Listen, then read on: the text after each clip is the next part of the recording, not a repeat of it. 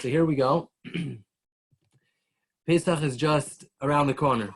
And I want to get into the spirit a little bit by trying to think about some ideas about the Haggadah. We're going to use some of the wonderful Haggadahs of our Tzaddikim of the generations, the Sfardi Chachamim of all the generations, and put it together a little bit of stories, a little bit of Divrei Torah, and be inspired. Hashem. We'll start with some sad things, and we'll work our way towards more inspirational, uplifting ideas about the Seder.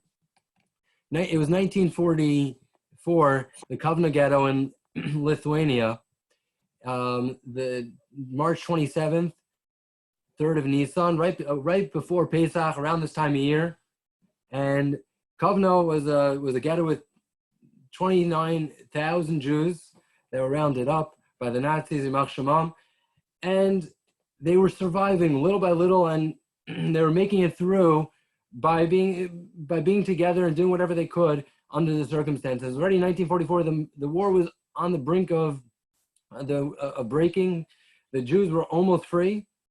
A few more months, and that fateful day came, and the Nazis came into town, and they rounded up all they had kinder action. They rounded up all the children, and they told them all to come into to the train.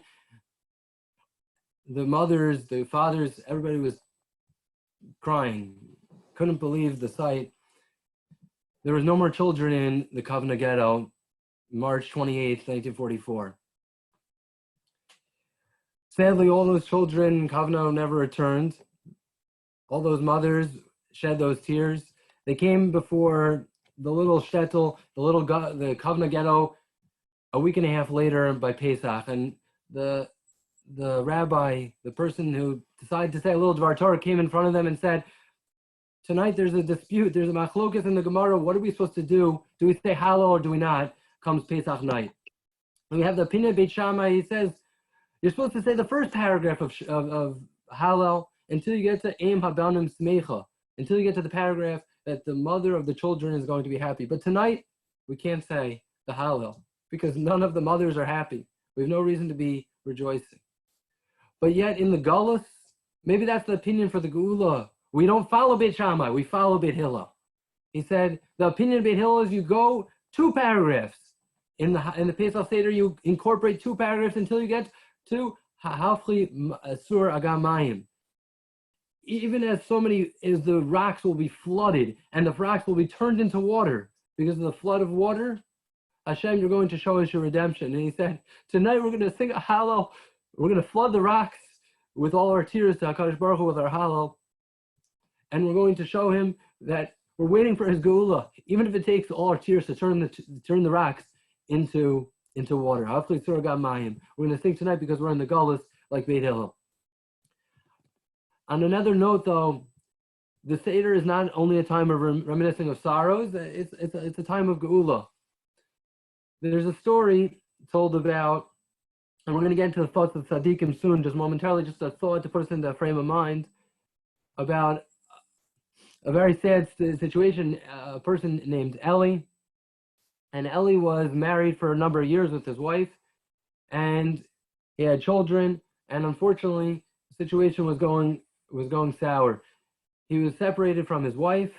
They weren't divorced, but it was a very rocky situation. And it came Pesach time, and Eli was separated. He was without the kids. He was without his wife. He didn't know what to do, but he was going to have a Pesach Seder, whatever it meant, to have a Pesach Seder by himself. In the same town, there was a childless couple that had been married for a number of years, and they knew Eli. And they thought, maybe let's invite him. We'll have him over. Look, we don't have anybody to ask our Manishtana questions, any children of our own. Why don't we invite some guest that has nowhere to go for a Seder? So they invited Eli. And they were reading through the Haggadah, and finally they got to Manishtana. And Eli said, look, in my Seder it says, Kan haben Shoel. Here's the place where the child's going to ask. He said, I heard something that touched me very profoundly. The Samar Rebbe says, Kan haben Shoel is not just addressing the audience, your children that are presently in front of you.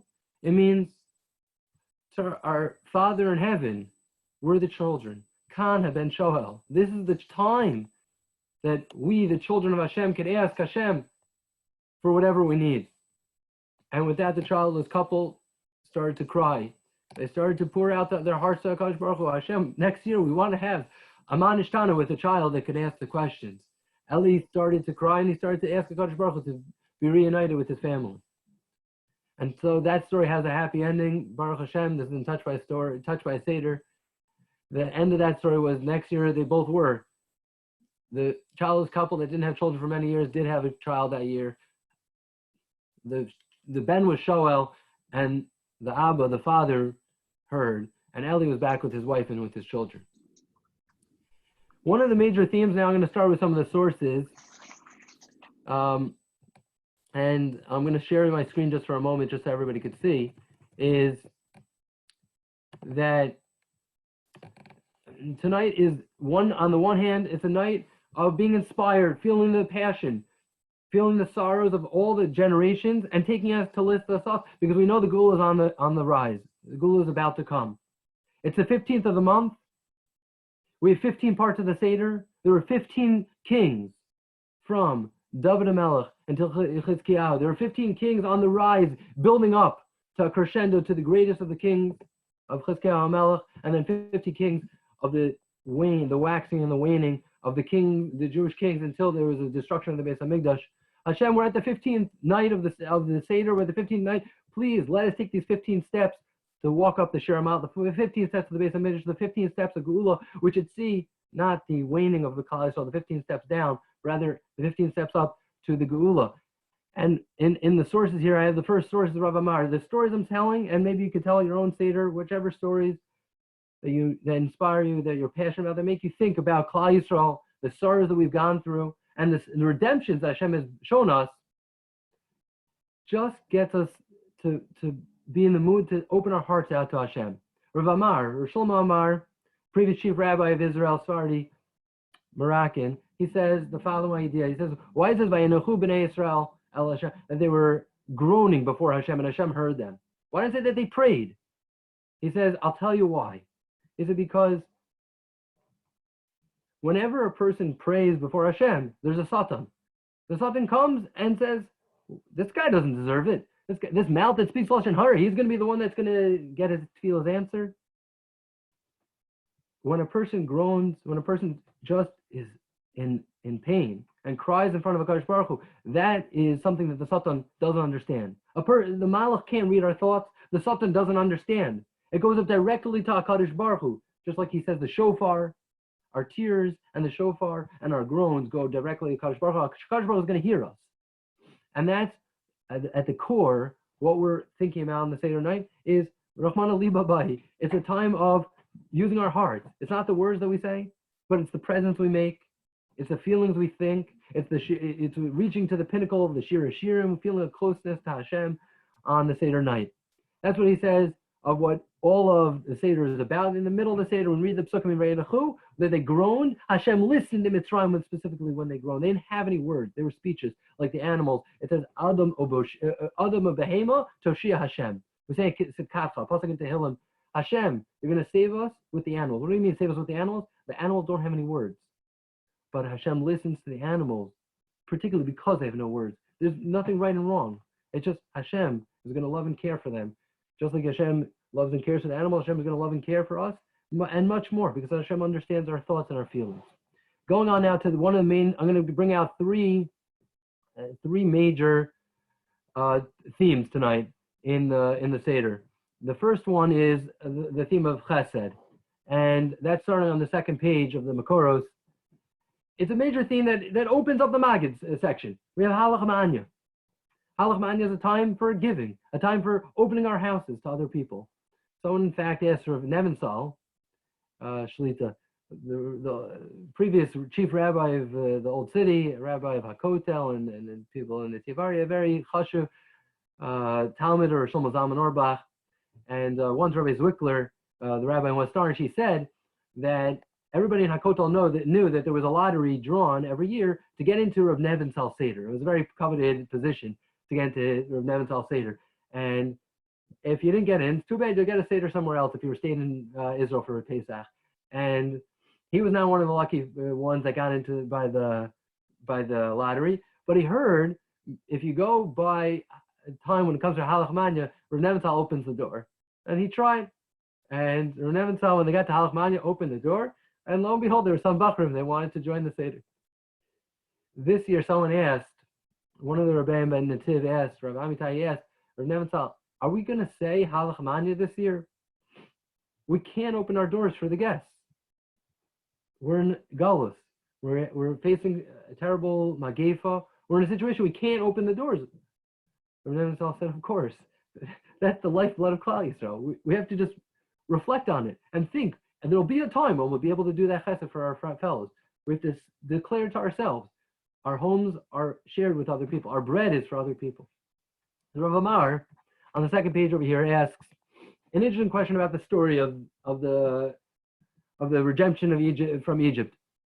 And it says, many a time it tells us about that Moshe was asked by Hashem to go ask the people, please ask the people to borrow from their neighbors, the Egyptians, some stuff that they have, and they'll take it with them. Why does Hashem have to ask in such a way? Shalu nada, you should please ask the Jews to take from their friends. What, the Jews didn't want money? Something free?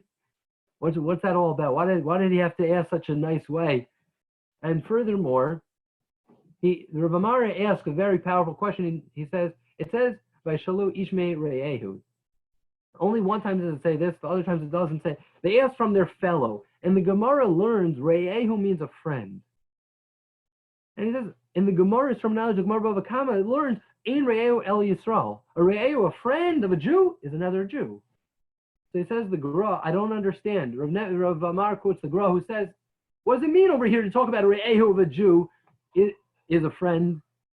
But in this pasuk, we're talking about the Jews borrowing from the Egyptians. So how could the pasuk use Re'ehu, which Re'ehu usually means Jews? But the Jews didn't borrow from other Jews. They borrowed from the Egyptians. Rav Amar quotes an amazing answer from the Gra. The Vilna Gaon says like this, HaKadosh Baruch Hu knew that Jews didn't deserve to be freed. And Hashem's din was upon them. And we're going to see more sources about this. There was a kitrug against them. They were doing avodah zarah. Why should they be saved? Hashem needed someone to order Hashem's chesed and rachamim. Someone to make it, to inspire HaKadosh Baruch Hu's mercy. And that would only happen if we could show our own chesed to other Jewish people. And that's going to happen when we do chesed for other people. Hashem's going to give us chesed. When we do chesed for others, Hashem's going to do chesed for us. And Rav Amar quotes this, and I'm going to bring more sources that elaborate on this from the Tanvei Eliyahu. When the Jewish people were about to be freed, they needed a chesed. So Moshe said, please, you're not going to get any money from this. Just please lend to your friend. Just take whatever you have and offer it to another Jew. Before there was the story of leaving Egypt, we needed once to lend to our fellow Jews. Only after lending to our fellow Jews once, then did we were able to borrow from the Egyptians and get free. Feel free to any questions at any point. Feel free to chime in. Any thoughts, additions. So it says the Gra, that's what it means by Shalom Ishmei Re'ehu. They had to borrow from each other in order to inspire Hashem's chesed. Olam chesed yibana. Hashem builds the world and the redemption based on chesed.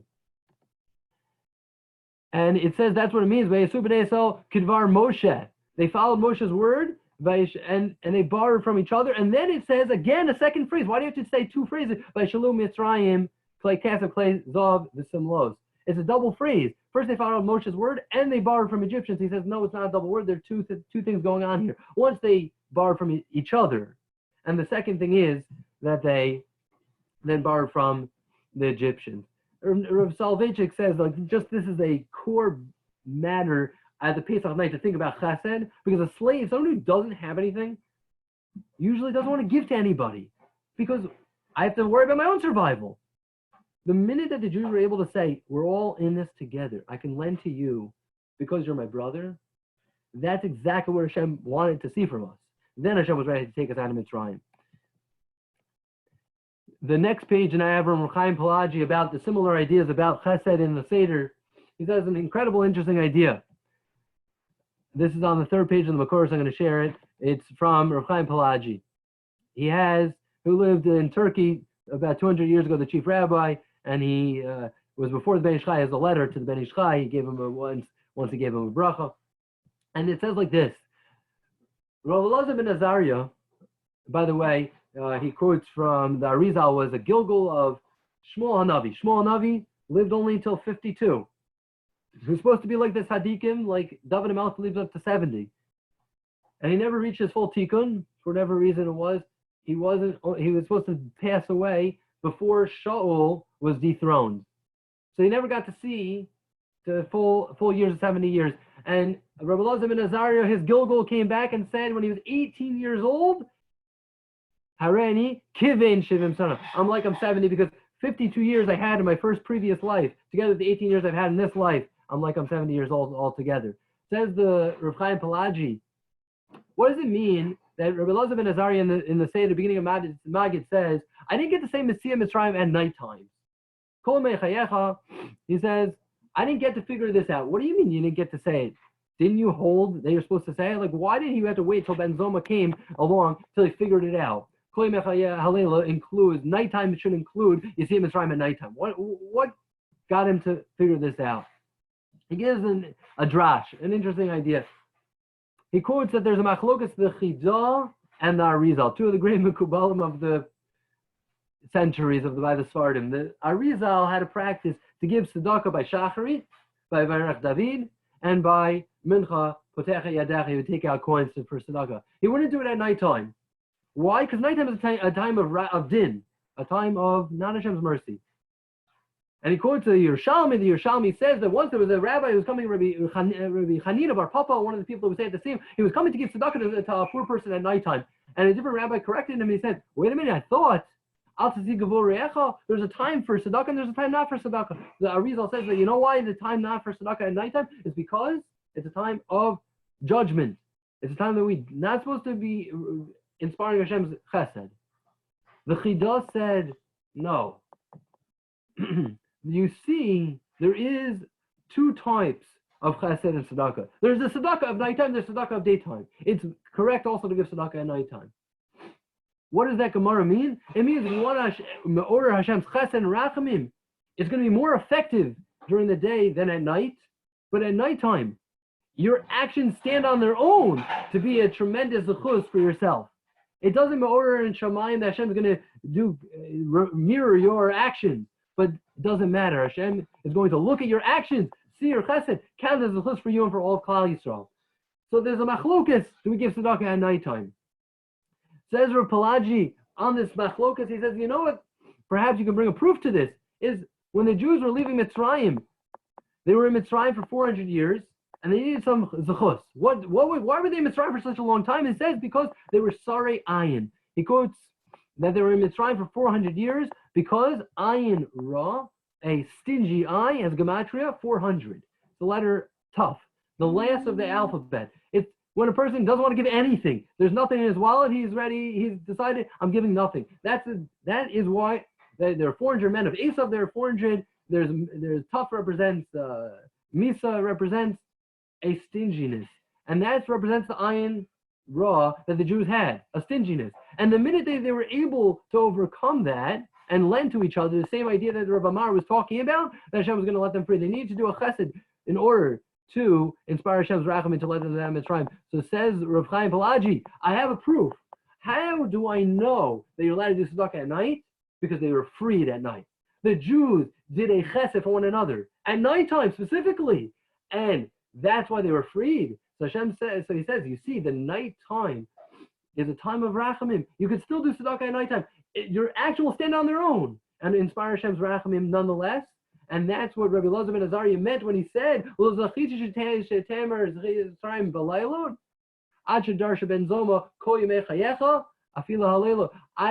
couldn't talk about Mitzrayim at night because I thought Mitzrayim is talking about Hashem's rachamim. Hashem freed us. Hashem did incredible miracles for us. And it wasn't the right time at night to talk about that.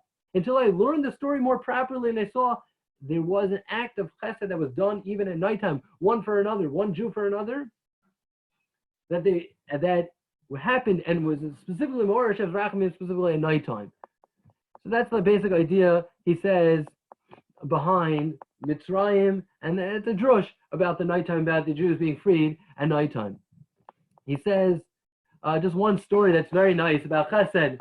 In Rav Chaim Palagi, he says the Gemara in Dynasties, it says as follows: There was once a famine, a drought in Israel, and it caused a famine, and the rabbis knew that they had to ask for rain. And then there was such a big chassid, a person, Abuchatzera. The Gemara tells lots of stories about him, and also a very pious doctor. It talks about in the same Gemara there. Abuchatzera in the Gemara's in Dynasties, it says as follows: Once the Jews needed rain, and they sent two rabbis, please go get Abuchatzera to daven for us. Abuchatzera saw from his window that the people were coming, and he knew that there was a drought. So he said to his wife, I know that we need Rebbetzin Chilkiah. The Jews need some rain. They're coming to ask us. Why don't we go daven before they come here? She goes into her corner. He goes into his corner. And they're praying to give them rain. And immediately as they start to pray, there's a tremendous downfall of rain. And they have all the rain that they need in Eretz Yisrael. And the two Talmidei Chachamim come to knock on their door. And they knock on the door. And Abuchatzera says, so what are you coming for? They said, we were coming to ask you to daven for us for rain. He said, but it's raining, don't you see? You don't need me. He said, you didn't fool us. I'm sure you saw us through the window, and we saw it, just so you know, we saw you also. We saw you were davening with your wife. So why are you here? They answered, Abuchatzera, we just don't understand one thing. We saw you were in one corner and your wife was in a different corner. When we saw the rain clouds burst out of the sky, they came over your wife's corner over this direction that your wife was davening, not over your direction. Can you tell us why that is, Abuchatzera? Abuchatzera turned to the two Talmidei and said, you guys don't get it. When a poor person comes to me, you know what I do? I open my wallet, I give them $1, and they have to go to the store and they have to go find something. They have to wait until they're actually able to enjoy the tzedakah that I give them. When they come to my wife, they knock on the door and they ask for something. My wife opens up her pantry. She gives them cake and cookies. She gives them something they can enjoy immediately. When I daven, Hashem doesn't listen right away. When my wife davened, immediately Hashem gave a sign. Hashem was going to answer her immediately. That's the power of tzedakah and chesed. Tzedakah tzatzil mimavet. Rav Chaim Palagi quotes another amazing story. There was once a poor person on the traveling on the path, and somebody else asked him for bread. He was starving, and the poor person gave up his entire lunch. He gave him everything he had. Rabbi Chia saw this, and he was amazed. And he said, I'm sure there's going to be a miracle that happens to him. And he waited all night. He was watching what was going on. And this poor guy, they gave up his entire lunch. And so the other starving guy, he was lying down on the path, and a lion came next to him and didn't eat him, just stayed waiting there. And then and he was wondering, what was this all about? And then a snake comes and is going to bite him, a poisonous snake. And the lion came and pounced on that snake. And then he understood what was this host that this poor guy had. I want to move now on to a totally different theme of the Seder, something that I think is even more passionate and really speaks to the heart of the entire Seder, which is as follows. I'm going to show you on my Makoros. The idea of Banim Lamakum, that really, as we started with Kana Ben Shol, that we have to emphasize and remember that tonight we're all children of a Kadosh Baruch Hu. And Hashem chose us out of all the other nations. And the paragraph this might be shown most prominently in is when it says Baruch HaMakom Baruch Hu. There's also from Chaim Palagi. He says there was a time when HaKadosh Baruch Hu was ready to give us the Torah, and Moshe Rabbeinu went up to Shammai to get us the Torah, and the angel said, no way, we're not parting ways with the Torah. It belongs to us. What are you doing here, Moshe? And he says, Alpi Drush, they were coming from a specific halacha. If there's something that's free, and a poor person's about to grab it, if someone else grabs it in front of him, imagine there's a free there's a free cookie, like by YU, they have a Hefker tables, a free area where there's cookies sometimes. And someone's coming, a poor person comes and puts his hand on a cookie. If I come and I slap it and grab it out of his hands, the Gemara says, that's called Ani Mahapich B'Charara. A poor person's ready to grab something and I grab it from him, Nikar Rasha. That's terrible. It's an awful thing. So the Malachim said, look, we have nothing to us. We don't have any mitzvahs. let us at least learn the Torah. You're stealing the Torah away from us. We're the poor people. Why are you stealing the Torah from us? And the angels were arguing with Moshe that you don't deserve the Torah. The Orach Chaim says, what did Moshe Rabbeinu respond to this claim? That there's an idea that we say brachas to Hashem, we bless Hashem. And the Gemara in Shabbos that he quotes says, it doesn't make any sense for a servant to bless his master. That's disrespectful. Who is this servant coming to give me brachas, to give me blessings? He's not a chashiv person. A child can go to their father and say, I want to bless you, Dad. I want to give you a good wish. I want to give you a hug. That's something that's a sign of respect, but a sign of closeness. They're able to give a certain bracha to HaKadosh Baruch Hu. The fact that we can be Baruch HaMakom is also the reason the Baruch Shanat Alana Torah is the reason we're able to say that we deserve the Torah. And that's what Moshe said to the angels. Angels, do you bless HaKadosh Baruch Hu the way that we do? There's no such thing as an Eved that's notain shalom the rabbi. There's no such thing as a servant that can bless his master. It must be that we're children. And the halacha of Ani Mahachav B'charar doesn't apply to a kid. Let's say there's my father put out a platter of cookies. Ma or dad, they made a platter of cookies or something, and then there's somebody who's coming to take a cookie, and I say, no, I want to get that first. I'm not a Russia. That's not a problem, because my father would want to give it to me more than this other person. Chesed starts at home sometimes. It says the Orach Chaim. That's what Moshe Rabbeinu answered the angels. We're kids. We come first before these angels. We're Baruch HaMakom, Baruch Hu. There's a wonderful story, amazing mashal. I heard this from a man's story. He says from Rabbi Gamliel, a Makubal from Eretz Yisrael, said the following idea. He said the mashal goes as follows: there was once a father, and he made out a will, and he had a lot of money. And he made out a will, and this is the olden days. He had a lot of money, and he bought diamond jewels that were worth millions of dollars. It was amazing, amazing jewels, and he tied them up in a sack. And he wrote a little will, and he passed away. And the three children, as unfortunately sometimes happens, were arguing, who does the money go to? One child, the oldest child, says, of course, Dad wants to go to me. I'm the oldest. I'm the most chashuv. He loved me most.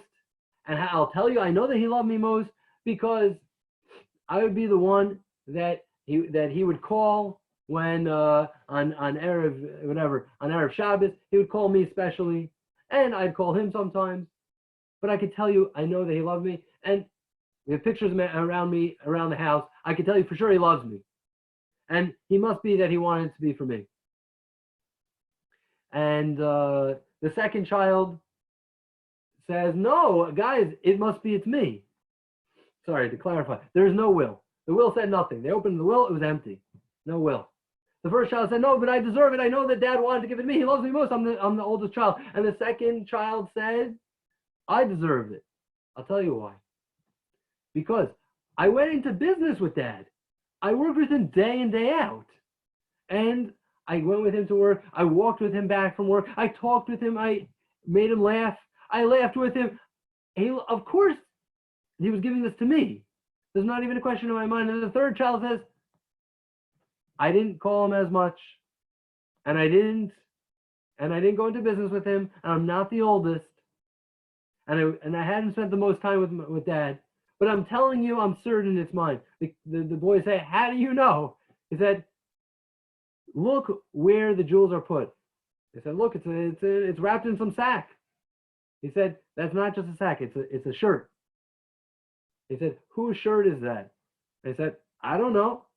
Everybody tries it on. The only one that fits is the youngest child.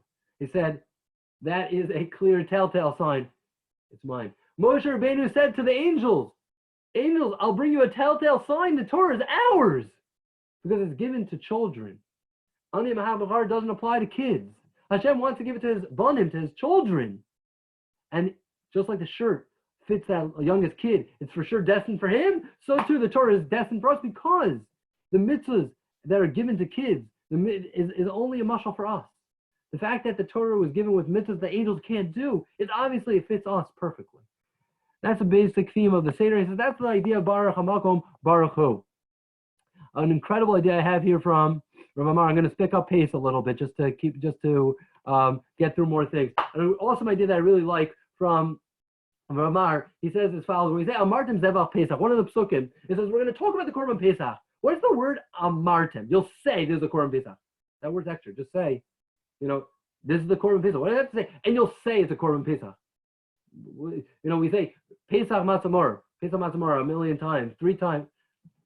What's the saying it's a Pesach? Is there any meaning to saying it's a Pesach? Says our Amar. I'll tell you what's so important. When someone's really in a good relationship with someone, when they love someone, one of the biggest compliments you can give to someone, or when you know you're in a good relationship with someone, is to say, and then what the Gemara says, Kalana Abuchatzera, how do you compliment a wife at a wedding, or the bride? How do you compliment, the husband? How do you make Ketam Rakim Lifnei Akala? Kalana Abuchatzera, you tell the guy, how do you make the woman happy? By telling the guy that his wife is so wonderful, she has so much chesed. When she hears that he is appreciative, she is really happy. I should have said the question better. The question on that Gemara is, if you want to make her happy, if you want to make the Kal happy, tell her a compliment. You look so beautiful. You're a big Baal Chesed. Why are we telling the guy? The answer is because she is happy when she knows that he is happy for him.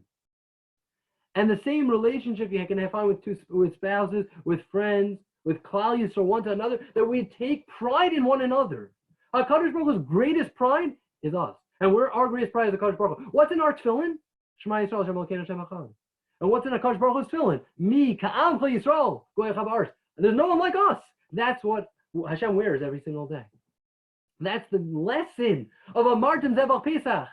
Hashem said, if I want to remember one thing about the Pesach Seder, it's the fact that you guys left with nothing.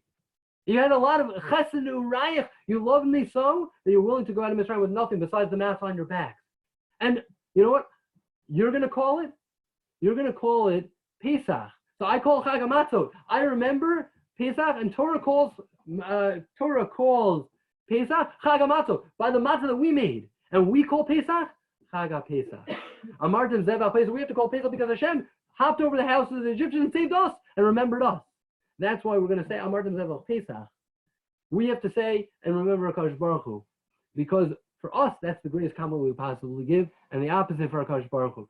From Rav Yaakov Abuchatzera, the Abir Yaakov, the grandfather by the Baba Basali, by the Moroccans, one of the tremendous Mekubalim in the previous generations, has incredible ideas on the Seder. Just one small, tiny thought in Gematria. He says that we have 4 kosses, 4 cups of wine, and they're connected to four languages of Geula. He says, if you take Ani Hashem, it says Hotzeiti, Hotzalti, Ga'alti, Lakata, and each of the psukim it tells you, and I'm God. Ani Hashem.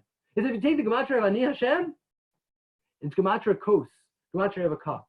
Because each of those representations of the 4 Geulas are encapsulated by a cup. When you have a cup, you should be thinking of the name of HaKadosh Baruch Hu.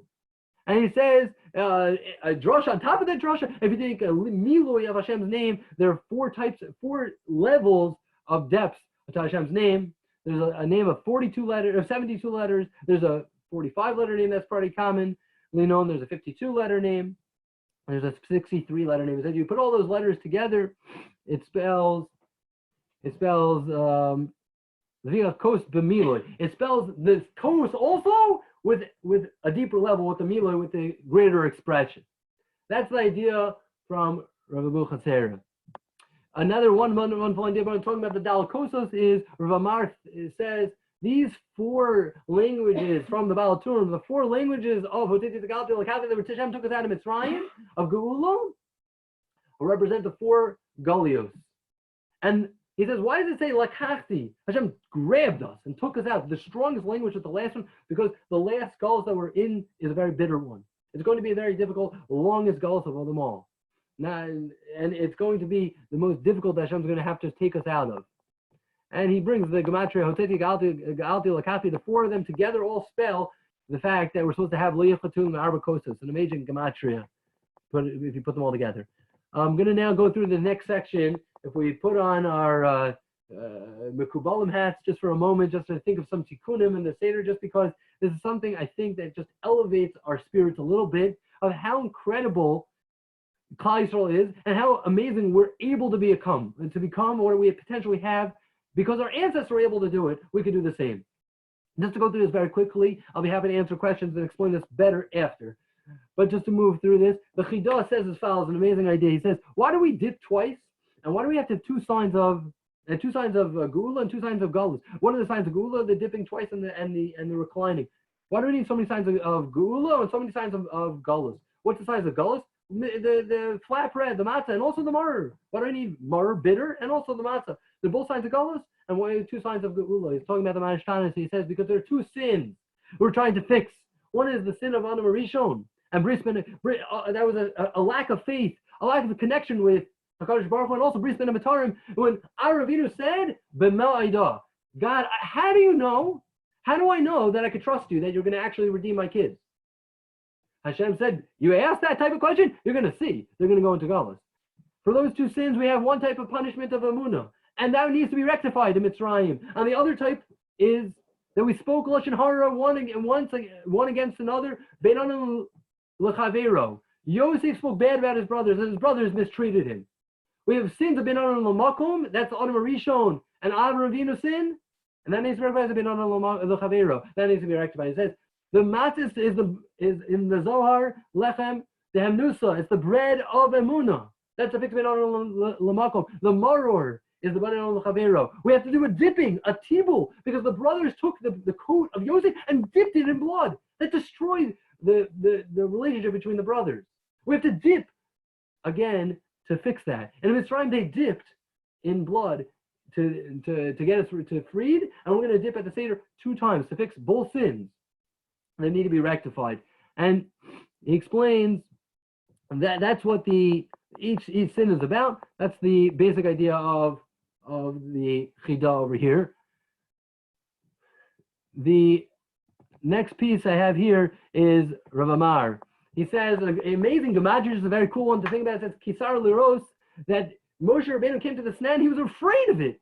This was a burning fire. He was worried what's going to happen. He says, what was he so afraid of? He says, because he thought there was going to be a Geula. But Sar is a Gematria, 260. He was afraid, Hashem, you're going to make the Geula only happen after 260 years of Mitzrayim. It's 50 more years till the Geula. He saw the Gematria of Sar, and he says, why is that? Because 26 is Hashem's name. That's going to be a full tikkun of Hashem's name times 10. 10 is a milui of anything. It's the highest number in the regular system of Maharal. That says that's what Ramar says. That's what Moshe Rabbeinu was afraid of, and Hashem responds, "Don't worry, Ekyeh, Asher Ekyeh, I'll be like I'll be.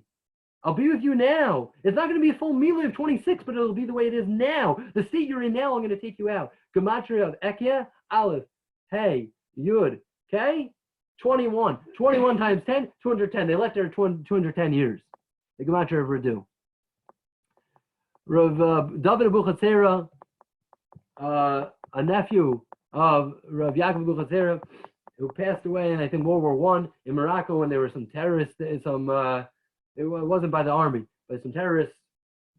And Rav David Abuchatzera says an amazing thing by the four children. He says, they're connected all the 4 sins that were trying to attack in Mitzrayim. And there's a big Arizal idea, just to say a basic concept, the gem of it. There was a sin of Adam Rishon. That's what the Chacham is trying to fix. Because Adam Rishon in Chazal is Chachmas Meruba Mishalachem. He is the greatest wise person. We have a Chacham that we need to fix. We have a Tam, another child. That was the Dor HaMabul that needed to fix because Noach was Ish Sadiq Tam. Tamim. Rasha is the Dor HaFlaga that didn't believe in the Kadosh Baruch Hu. Any day the Shol is the Sodom that didn't know how to do any chesed for one another. And those 4 things, he says, is based on a pasuk, that I'm going to cry with the Rashi Tevos, that David Melech in Tehillim says, I'm going to cry over the Galus, is because MSeh, Aleph, Samach, Aleph, Mem, Samach, Hey, those are the Rashi Tevos are the 4 different things. And he brings here, Avodas Perach. Perach is also for these 4 sins, Mabul, Palagi, Sodom.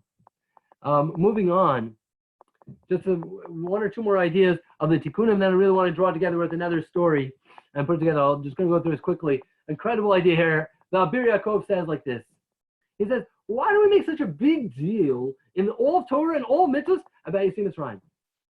Was that the biggest miracle? It says in the Gemara, one of the Amoraim was trying to get to Israel, They're trying to travel to Israel, and there was a Yarden in front of him, and he can't get over. So he davened to Hashem, and he said, Hashem, can you make the Yarden split? Boom, it opened up for him. And then the Arab who saw him said, wow, that's a cool thing. But hey, you forgot your staff on the other side of the river. And he davened to Hashem and said, can you open the Yarden? Boom, the Yarden opened the second time. He walked back through, he got his staff, and he ran back.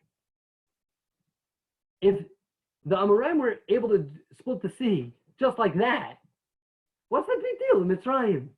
So many miracles happen, okay, but is that why we have to believe in Hashem? Anochi Hashem Elokecha, the first of the Divrei, the reason that's at the core of our belief in Hashem comes back to Mitzrayim? What's the big deal? Is that really why we believe in Hashem, because of Mitzrayim? What's this all about? Says the Divrei Yaakov, he says, the basic idea is like this. Hashem couldn't just give us Gula for no reason. It would be beneath our dignity. It would be embarrassing to us to get such a tremendous chesed from him. It'd be like a pauper. They just keep showering with chesed and chesed. He can't do anything for himself. Hashem wanted to give us something that we're going to deserve. And that Pella, the incredible wonder of Mitzrayim, is the fact that we're able to inspire ourselves and be able to metaken ourselves just a little bit. One thing after another, we kept our names, our clothing, our language. He said we kept Obri Kodesh. We kept things. There was no intermarriage in Mitzrayim. There was no Arayos in Mitzrayim. The Nashim Sikanios kept us pure in Mitzrayim. And it says, Zachor Yom Asher Yatzatim in Mitzrayim. It says double language. We say this in Bishalach, and we say this for the men that say this after they put on their tefillin. What does that mean? Zachor Yom Asher Yatzatim in Mitzrayim. Remember the day that you went out of Mitzrayim. Because Hashem took us out. Did you go out of Mitzrayim or Hashem took you out of Mitzrayim? The answer is, says Divrei Yaakov, both. You, with your own merit, took yourself out of Mitzrayim. But once you're Ma'or, Hashem's Rachamim, then I took you out of Mitzrayim. And he says an amazing thing. It says, B'shivim nefesh yardu the Mitzrayim. There are three parts in the neshama. In Kabbalah, there's naran. There's nefesh, ruach, neshama. Nefesh is what the behemoths have. Animals also have that. Just a living spirit, the basic thing. Ruach is another step level up. A little bit of understanding. Neshama is something that Jews have that's a very unique, special, wonderful, incredibly high level of the neshama. That's Selam Elokim that we have inside of us. That is what the Jews had when they left Mitzrayim. After them attacking themselves, they weren't just Shimon Nevesh, you're to Mitzrayim, but they're Kechochmei Hashemayim. He says that's a gematria neshama. They left as high and great and wonderful as the stars of the heaven, the gematria of neshama. Now, I want to just end off with some other thoughts here, some basic points, just to put this together in the time that we have. Just give me a few minutes. It's like this. There was once a man, a Reuven Kalfin, who was in Meir Sharm, who was ready to buy a book, and he saw there was somebody else in the bookstore, and he was looking at him and staring at him in a weird way, and he was feeling uncomfortable. What was this guy staring at him? And it looked like he was just looking straight through him. So he tried to avoid eye contact, try to just look at the books that he's looking for, trying to find something. And then he gets a tap on the shoulder, and he's feeling a little spooked out. And the guy came over to him, and the guy's talking to him. Says, "Hey, Reuven, sir, hey, are you planning on buying that book?" And he said, "Actually, I am." He very nervous, stuttering, not sure what this weird guy is up to. The guy gives him that same weird stare, looking straight through him, not looking at him, not blinking, very strange. And he says, "Can I please buy this book for you?" Reuven thinks to himself, "That's really weird. No, Baruch Hashem, I have money. I can buy it myself." The guy says, "Please, sir, can I buy it for you?" And Reuven's thinking to himself, "What's going on? Can you tell me why do you want to buy it for me?" I said, "I'll tell you. I'm blind. And I used to learn Torah. I used to be able to read Sfarim and enjoy them. And I can no longer do that, but I have money. So I come here sometimes, and I ask people if I can buy them a sefer. And just so this way, when you're learning the sefer that you could buy, have me in mind. Give me a zechus. And when you don't think you're able to learn anymore, push yourself just a little bit." Reuven bought the sefer. The cashier told him, the blind person does this for many people. But you should know, that he wasn't always like this. He used to come here and buy books for himself. HaKadosh Baruch Hu, this Seder is going to be a little bit different. This year is different. Sometimes we're going to be able to have guests who will be able to do chesed actively and openly and be inspired and be able to enjoy the Geula a little bit as part of the Seder. So this year is a little bit different. Hashem, give us the vision that we just push ourselves a little bit more. Like that blind person was telling Reuven. Hashem, you're going to show us the Geula with our own eyes so we can see it. Right now, we're in the dark. Please open our eyes.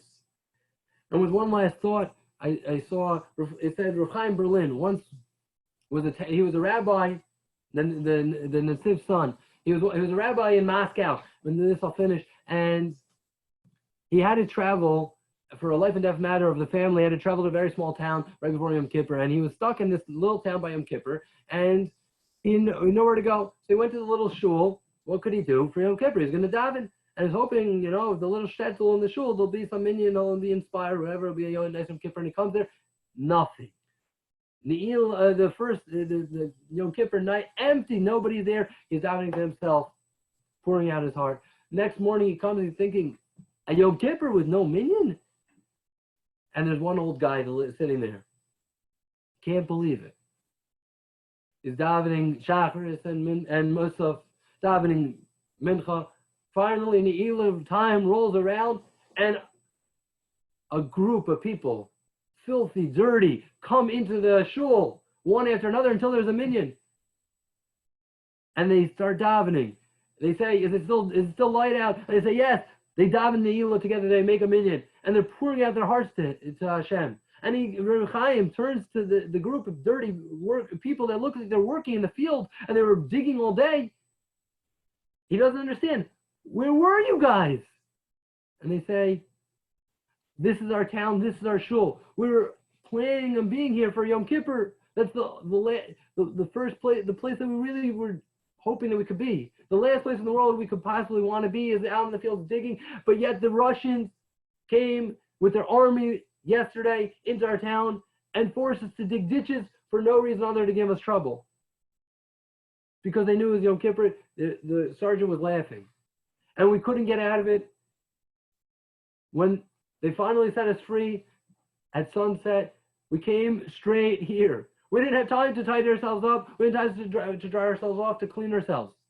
Rav Chaim heard this, and he turned to HaKadosh Baruch Hu and said, HaKadosh Baruch Hu, where do your children turn when they have nothing in front of them to go other than to you? That's the lesson, I think, of the entire Seder. We have to recognize that we're banim l'makom. We have a place to turn. We have a HaKadosh Baruch Hu to turn to. He's our Father in heaven. With this chasadim that we'll be inspired about, thinking about, trying to get ready to be doing one to another in the family, or more glory for Kalai Yisrael. Hashem is going to take us out of the Gula and make all the tikkunim that we had in our previous generations. The last thing I left there was just Zohar about all the wonderful things that the Jews did in Mitzrayim. There was learning Torah, and if they were able to do learning in all these amazing generations, we could do it, and Amir Hashem do the same in this year as well. Thank you so much. Amen. Thank you, Salo. Okay, any comments or thoughts? Thank you, Raymond, for coming. Thank you, Shimon. Good to see you.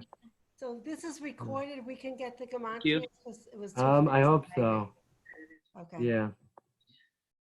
I just a question about Ray